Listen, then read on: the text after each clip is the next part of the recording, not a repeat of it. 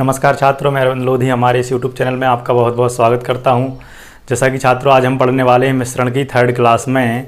मिश्रण के भी क्वेश्चन 5-6 लाइन के होते हैं तो कैसा रहेगा अगर उन क्वेश्चन को जो 5-6 लाइन के क्वेश्चन हैं उनको आप पढ़ते साथ ही हल कर दें, मतलब 1 या 2 सेकंड में हल कर दें। तो चलिए सबसे पहले देख लेते हैं जो कि क्वेश्चन है हमारा। एक बर्तन जो कि 54 लीटर अम्ल से भरा हुआ है, उसमें से कुछ लीटर अम्ल बाहर निकाला जाता है और उतनी ही मात्रा में पानी मिला दिया जाता है। यही प्रक्रिया एक बार और दोहराई जाती है। यही प्रक्रिया एक बार और दोहराई जाती का मतलब है कि स्टार्टिंग में जो 54 लीटर अम्ल था उसमें से अम्ल बाहर निकाल के कुछ मात्रा में पानी मिला दिया गया, तो अब वो मिश्रण बन गया। अब दोबारा से उसमें से मिश्रण निकलेगा और डाला जाएगा प्योर पानी, मतलब शुद्ध पानी।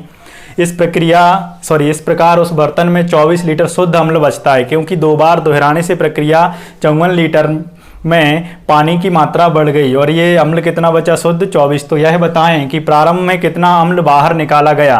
तो जैसा कि आप देख पा रहे हो कि मुझे पढ़ने में ही लगभग इसको 10 सेकंड लग जाएंगे, या आप भी पढ़ेंगे तो 5 से 10 सेकंड में आप क्वेश्चन पढ़ ही पाएंगे, जो कि मैं आपको गारंटी देता हूं कि आप मात्र 2 से 5 सेकंड या 1, 2, 3, 4 सेकंड में जैसी आपकी स्पीड होगी इसको करने की और समझने की, आप उस तरीके से इसको कर लेंगे। तो देखें यहाँ पर हमें करना क्या होता है, अंडर रूट अंत में मात्रा बटे प्रारंभ में मात्रा n बराबर कितनी बार प्रक्रिया दोहराई गई, या फिर जितनी बार प्रक्रिया दोहराई गई। अंत में मात्रा कितनी बच रही है? अंत में मात्रा 24 लीटर बच रही है और प्रारंभिक मात्रा कितनी थी? 54 लीटर थी। इसका अंडर रूट करना है और यहां पर प्रक्रिया जितनी बार दोहराई गई, तो प्रक्रिया कितनी बार दोहराई गई छात्रों? 2 बार दोहराई गई, क्योंकि एक बार स्टार्टिंग में, दूसरी बार दोबारा लिखा हुआ है। तो टोटल कितनी बार? 2 बार।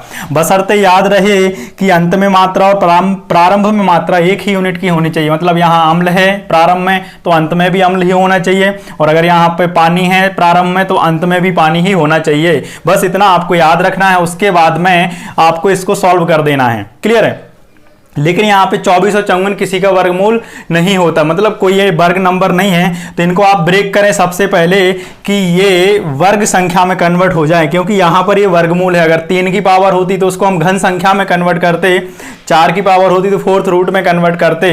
तो यहाँ पर अगर आप देख पा रहे हैं तो अगर हम 2 से कैंसिल इसको करेंगे, 2 से कैंसिल करेंगे तो 12 होगा, जो कि वर्ग है नहीं। ठीक है, 3 से कैंसिल करेंगे तो 8 होगा, और 6 से कैंसिल करेंगे तो 4 होगा, जो कि वर्ग है। 6 का 4 गुना 24 और 6 का 9 गुना 54। अभी भी इसको हम वर्गमूल में ही रखेंगे, अभी भी इसको हम वर्गमूल में ही रखेंगे। क्लियर है? इसके बाद हल करने पर ये 2/3 आएगा। तो जी हाँ, अंत में मात्रा 2 यूनिट, प्रारंभ में अम्ल की मात्रा कितनी थी? 3 यूनिट। क्लियर? हमसे पूछा यह जा रहा है कि प्रारंभ में कितना अम्ल बाहर निकाला गया। तो 3 यूनिट बराबर कितना था प्रारंभ में? 3 यूनिट बराबर था 54 लीटर। 3 यूनिट बराबर था 54 लीटर, और 3 यूनिट बराबर 54 लीटर है, तो यहां से निकाल लेंगे हम 1 यूनिट, और 1 यूनिट के बराबर कितना आ जाएगा?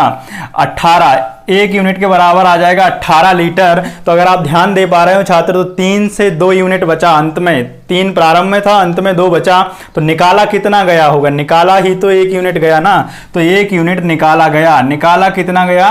1 यूनिट निकाला गया। मैं उम्मीद करता हूं कि आपके लिए ये कॉन्सेप्ट या ट्रिक समझ में आई होगी। फिर भी अगर आपके लिए कोई समस्या लगती है कि ये आया तरीका कहां से, याद कैसे करेंगे, ये कोई सूत्र है, तो सूत्र बिल्कुल भी नहीं है। ये एक मैंने बेसिक कॉन्सेप्ट से खुद ने बनाया हुआ है, और इसको आप ट्रिक बोल सकते हैं। लेकिन ट्रिक याद, अगर ट्रिक आप याद करेंगे तो ट्रक बन जाएगा, जो कि बहुत हैवी होता है। तो इसमें आपके लिए सबसे अच्छा मैं तरीका बताता हूं कि आप अंत तक इस वीडियो में मेरे साथ बने रहें। मैं पूरा रिवील करूंगा कि ये बना कहां से है, कैसे, क्योंकि जो हमने मिक्सचर में दूसरी क्लास पढ़ी हुई थी, 2nd क्लास जो हमारी मिश्रण की, उसमें मैंने एक आपको फॉर्मूला बताया था, अंत में मात्रा बराबर प्रारंभ में मात्रा, ब्रैकेट 1 माइनस निकाली गई मात्रा बटे में प्रारंभ मात्रा और होल पावर n। ये वहीं से बना हुआ है। तो आप मेरे साथ इस वीडियो में अंत तक बने रहें।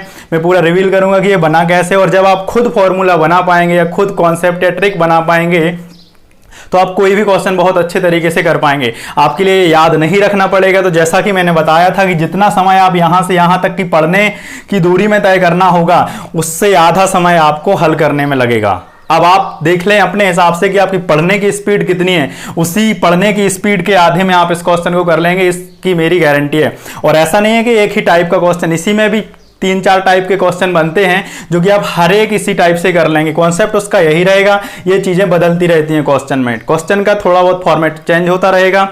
क्लियर है? तो नमस्कार दोस्तों, मैं अरविंद लोधी, हमारे इस यूट्यूब चैनल में आपका बहुत बहुत स्वागत करता हूं।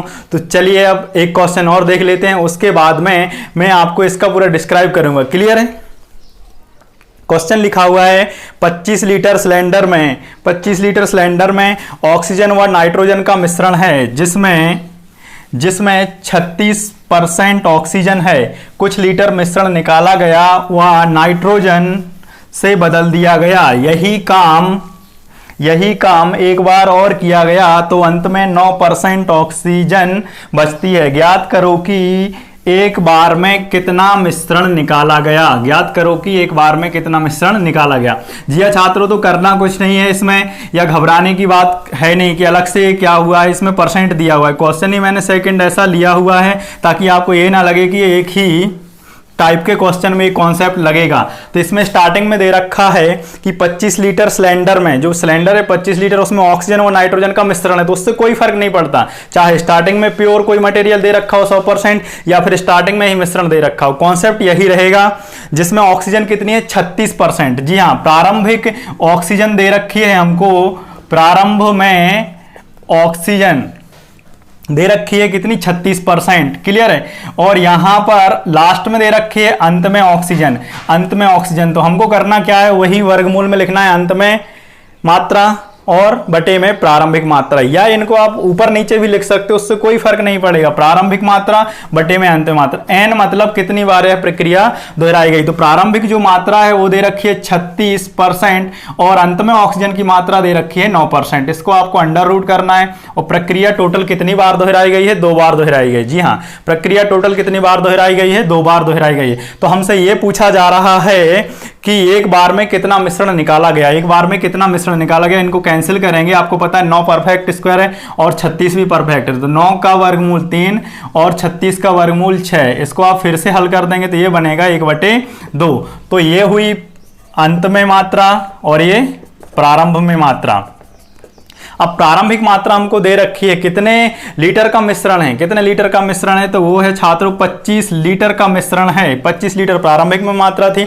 अब अगर आप देख पा रहे हैं पिछले क्वेश्चन में और इसमें थोड़ा सा फर्क क्या है कि पिछले क्वेश्चन में क्या था, प्योर मात्रा दे रखी थी प्रारंभिक में, तो हम प्रारंभ के बराबर प्योर ही लिख रहे थे। इसमें लेकिन मिश्रण दे रखा है प्रारंभ में, तो मिश्रण ही लिख देंगे, उससे कोई बदलाव नहीं करना है। 2 यूनिट बराबर 25 लीटर, तो 1 यूनिट बराबर कितना? 12.5 लीटर। और अगर आप देख पा रहे हो तो 2 से 1 बची। प्रारंभ में ऑक्सीजन 2 थी, अंत में ऑक्सीजन कितनी बची? 1 बची। निकाली कितनी गई? निकाली भी कितनी गई? 1 यूनिट ही निकाली गई। 1 यूनिट। तो हमारा जो फाइनली आंसर होगा वो कितना हो जाएगा? 12.5 लीटर ही हो जाएगा। क्लियर छात्रों, घबराने की कोई बात नहीं है। कॉन्सेप्ट आपको मैं पूरा बताऊंगा, बिल्कुल एक एक चीज बताऊंगा कि निकला कहां से है। और जब आप कोई कॉन्सेप्ट खुद से बना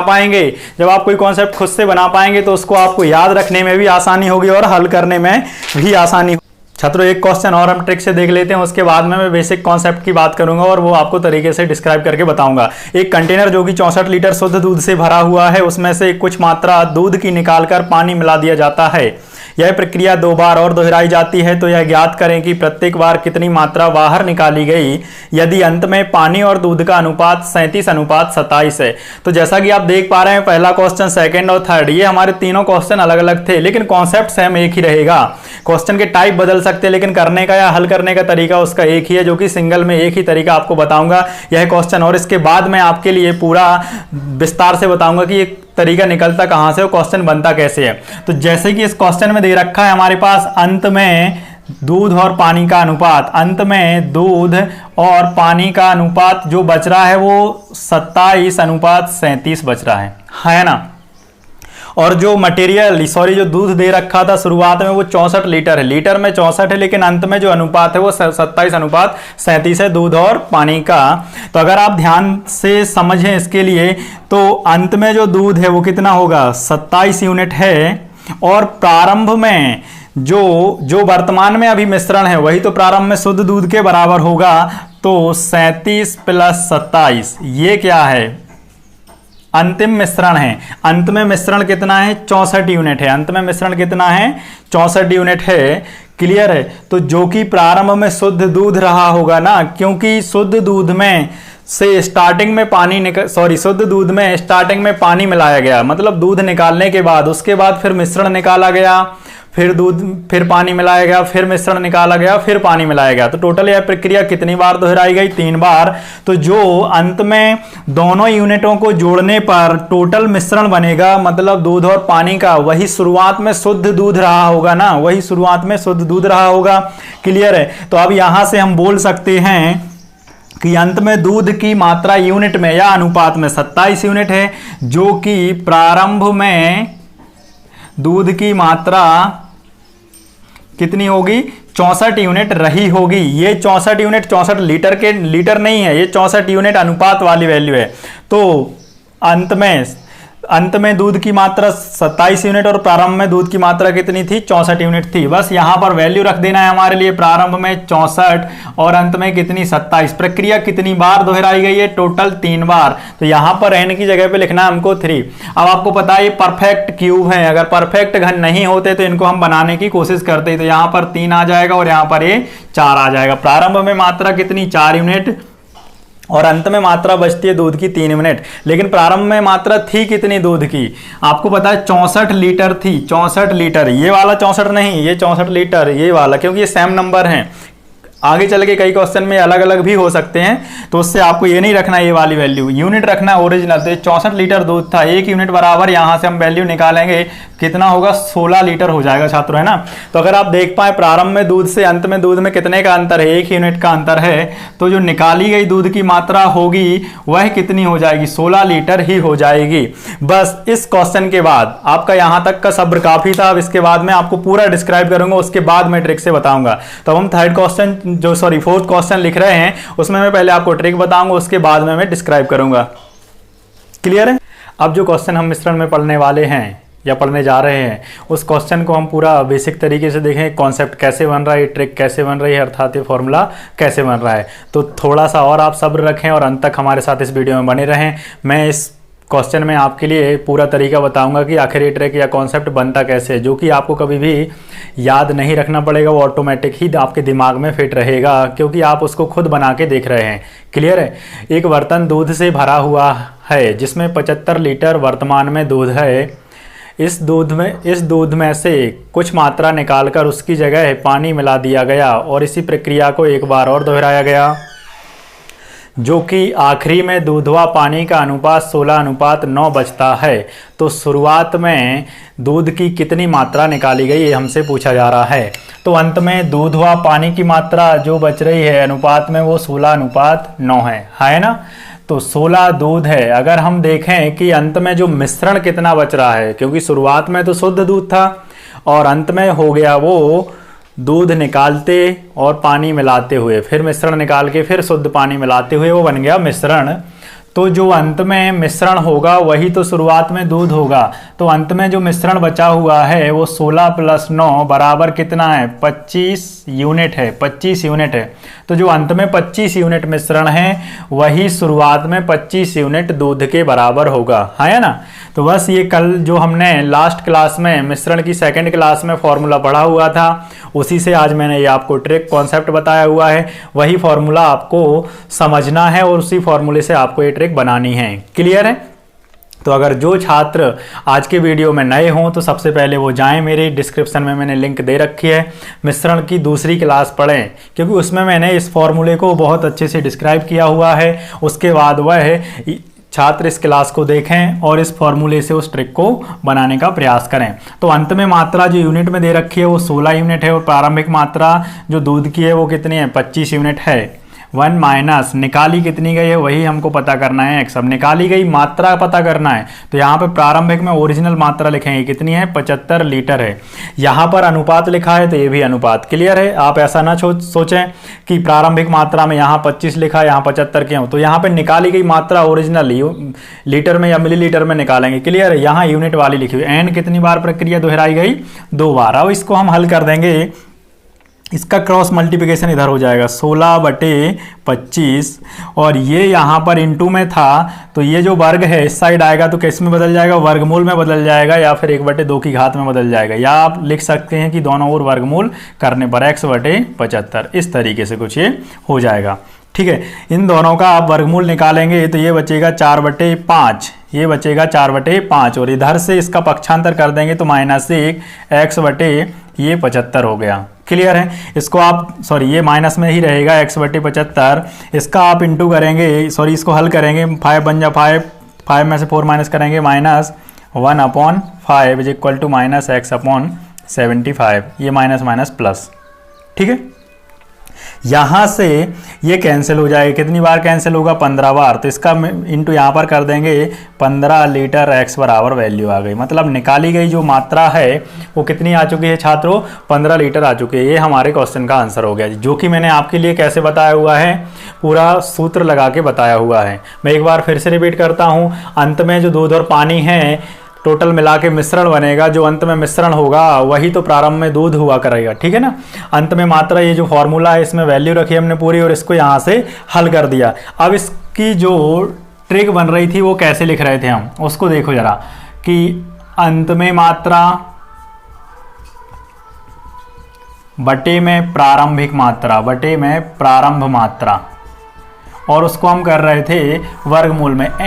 n मतलब कितनी बार या जितनी बार प्रक्रिया को दोहराया गया, n मतलब कितनी बार या जितनी बार प्रक्रिया के लिए दोहराया गया, n हमको वही वैल्यू लिखनी थी। अब अगर आप यहाँ से देखें इस कॉन्सेप्ट के लिए, इधर आ चुके थे जब हम, तो ये थी कौन सी? निकाली गई मात्रा है ना, ये प्रारंभिक मात्रा थी, क्योंकि निकाली गई x के बराबर है और प्रारंभिक इसके बराबर है। और अगर यहाँ पर हम क्या लिख देते? y लिख देते, y है ना, x/y लिख देते, तो ये y बराबर कितना आता? 5 यूनिट और x बराबर 1 यूनिट, जो कि ये ओरिजिनल वैल्यू नहीं है, ये आप भी जानते हैं, क्योंकि ये आई हुई वैल्यू है, अनुपात से आई हुई वैल्यू है, अनुपातिक वैल्यू है। ठीक है ना। तो y बराबर 5 यूनिट, 5 बराबर लिखते हैं हम 75, तो 1 बराबर आती वैल्यू 15 लीटर और x 1 यूनिट बराबर ही तो निकाला गया था, तो क्या बन जाता? 15 लीटर। तो ये ट्रिक उसी कॉन्सेप्ट पे काम कर रही है। यहाँ से हम ये 1 नहीं लिख रहे क्योंकि इसमें 1 नहीं है, बाकी ये फॉर्मूला वही का वही है। ये जो यहाँ पे n पावर है जो हो इस साइड आके वर्गमूल में 1/n की पावर बन रही है, मतलब ये वर्ग है तो वर्गमूल बन रहा है, घन होता तो घनमूल बनेगा, और 4 की पावर होती तो 4th रूट बनेगा, जो कि हम अगले क्वेश्चन में देखने वाले हैं। तो यहाँ पर ये कौन सी मात्रा है आपकी? अंत में मात्रा और ये प्रारंभिक मात्रा। क्लियर। अंत में मात्रा, प्रारंभिक मात्रा देखो ये लिखी हुई है। ठीक है। इसके बाद में ये वर्ग है तो वर्गमूल आ गया, मतलब ये स्क्वायर रूट आ गया है ना, 2 3 4 5 की पावर के रूप में। इसके बाद में ये हमने लिखा नहीं, जो कि एक क्या कमाल कर रहा है यहाँ पे, 5 एकम 5, 5 में से 4 घटाओगे 1/5 बच रहा है, तो ये सिर्फ घटाने का काम कर रहा है। ठीक है ना। और उसको हम नहीं लिख रहे हैं तो उससे कोई फर्क नहीं पड़ रहा है हमारे पास खास। देखो अंत में मात्रा कितनी है दूध की? 16 यूनिट है, और प्रारंभिक मात्रा कितनी थी? 25 यूनिट है। अब वर्गमूल करना है, वर्गमूल मतलब n कितनी बार प्रक्रिया दोहराई गई? 2 बार। इसको हल कर देंगे हम 4/5। आपको पता है अंत में मात्रा 4, प्रारंभ में मात्रा 5। क्लियर है। निकाली गई मात्रा, निकाली मात्रा माइनस है, अंतर है, क्योंकि निकाली मात्रा कितनी आ रही है? 1 यूनिट आ रही। प्रारंभ में मात्रा कितनी है? 5 यूनिट बराबर कितना लिखेंगे हम? 75 लीटर लिखेंगे, है ना। और कितना गुना है 5 का? 15 गुना है, तो 1 यूनिट बराबर ये क्या हो गई? निकाली गई मात्रा, यही तो हो गई, आंसर हो गया। बस क्लियर। अब इस टाइप से कोई भी क्वेश्चन हो, मैंने आपको बताया 3 टाइप है, तीसरा टाइप है, क्योंकि फर्स्ट अलग क्वेश्चन था, सेकंड अलग था परसेंट से, और ये थर्ड हमारा 4 हमारा अलग है क्वेश्चन। क्लियर है। तो मैंने जितने भी क्वेश्चन बताए उसमें कॉन्सेप्ट यही लग रहा है। तो अगर आपको कोई भी परेशानी होती है तो आप इस वीडियो को 1-2 बार देखें, आपके लिए ऑटोमेटिकली समझ में आ जाएगा। अब हम अगला क्वेश्चन देखते हैं इसी पैटर्न पर, कि आखिर अगर हमसे निकाली गई मात्रा बताई हो और प्रारंभिक मात्रा पूछी हो तब वो कैसे निकालेंगे। क्लियर है। जैसा कि छात्रों में आपके लिए मिश्रण का कॉन्सेप्ट भी बता चुका हूं, ट्रिक भी बता चुका हूं। अब जो हम क्वेश्चन करने वाले हैं उसको हम ओनली पढ़ते साथ ही विद इन ए सेकंड चुटकियों में करने वाले। इस तरीके से क्वेश्चन, एक कंटेनर जो कि पूर्णतः दूध से भरा हुआ है, उसमें से 8 लीटर दूध निकालकर पानी मिला दिया जाता है। यह प्रक्रिया 3 बार और दोहराई जाती है, जिससे पानी तथा दूध का अनुपात हो जाता है 65:16। 65:16 हो जाता है तो कंटेनर की क्षमता ज्ञात करिए। पानी अनुपात दूध हो जाता है 65:16। ये आपको पता है अंत में पानी व दूध का अनुपात आ चुका है, जो कि आपको पता है अंत में मिश्रण है, वही तो प्रारंभ में क्या होगा? वही तो प्रारंभ में दूध होगा ना। तो प्रारंभिक मात्रा 81, हम इन दोनों को ऐड कर देंगे, और अंत में दूध कितना है? 16। इन दोनों का वर्गमूल कर देंगे, या तो चाहो आप अलग अलग कर दो इस तरीके से, और वर्गमूल करने के बाद n पावर कितनी लिखेंगे? n पावर कितनी लिखेंगे? क्योंकि प्रक्रिया टोटल 4 बार दोहराई गई, प्रक्रिया टोटल 4 बार दोहराई गई है ना। तो 81 का 4th रूट कितना हो जाएगा? 3 हो जाएगा और 16 का 4 रूट 2 हो जाएगा। प्रारंभिक मात्रा, अंतिम मात्रा, प्रारंभिक मात्रा, अंतिम मात्रा।